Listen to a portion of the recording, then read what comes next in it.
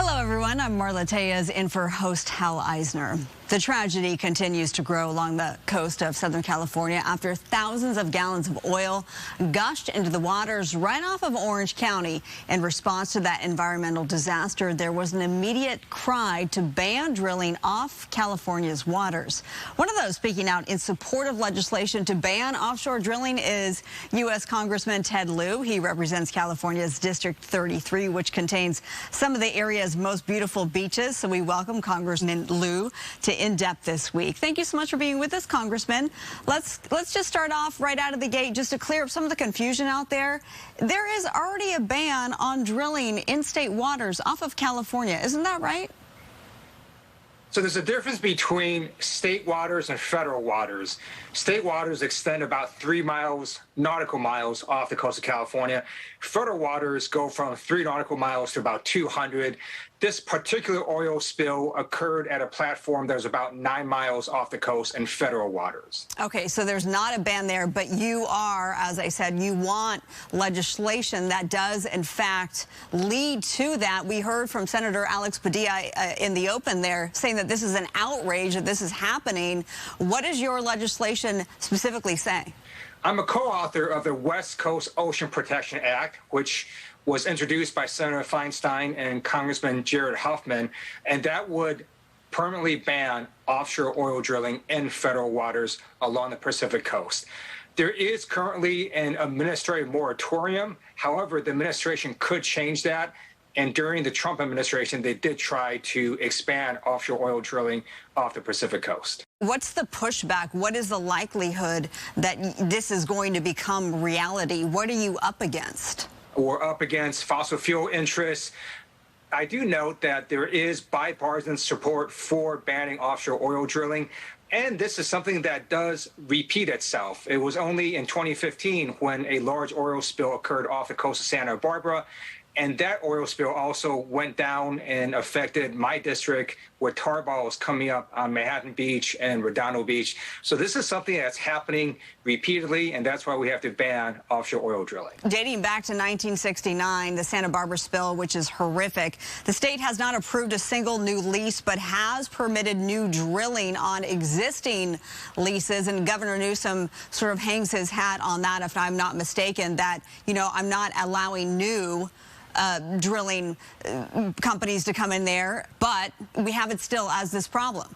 That's a very good point. So we're also looking at legislation that's going to lift some of the caps on penalties right now when there is an oil spill for these oil companies.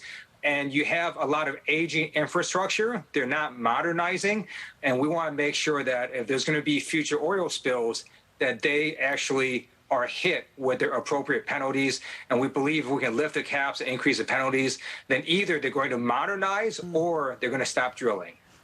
What about rising gas prices? I mean, it's such a problem here in Los Angeles. I mean, we're seeing $5 a gallon for people who see this oil spill and you think of rising gas prices. What do you say to them? It turns out that offshore oil drilling, especially along the Pacific coast, amounts to a fraction of all the oil in the United States. So it's not going to have a large impact on oil prices.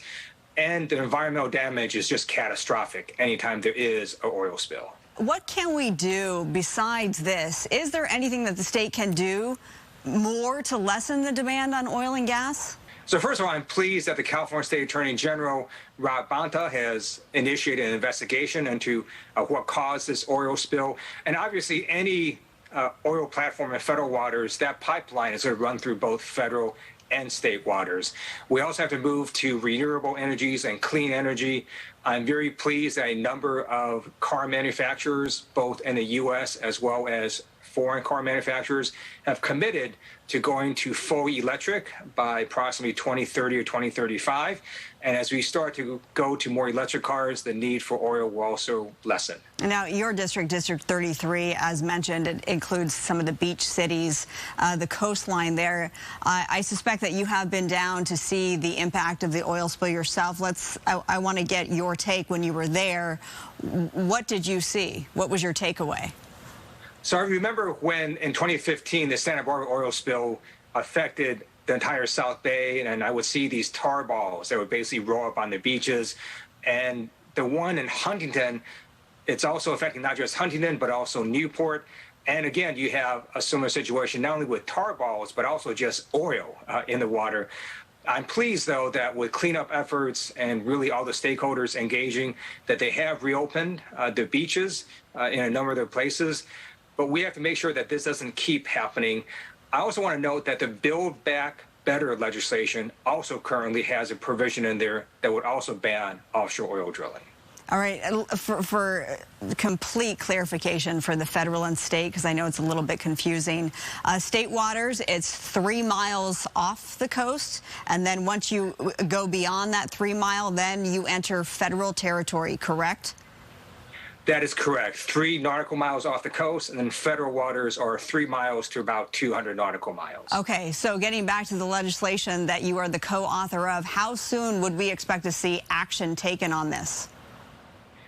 So hopefully we could get this done during this congressional term, which will either be before the end of this year or sometime next year. Again, we are seeing increasing calls on both parties to ban offshore oil drilling. And it is something that people understand, large catastrophic environmental damages anytime there's an offshore oil spill. We always appreciate to see bipartisanship, don't we, Congressman Lieu? Yes, absolutely. All right. We'll leave it there. Congressman Ted Lieu, District 33, thank you so much for spending some time with us. Thank you.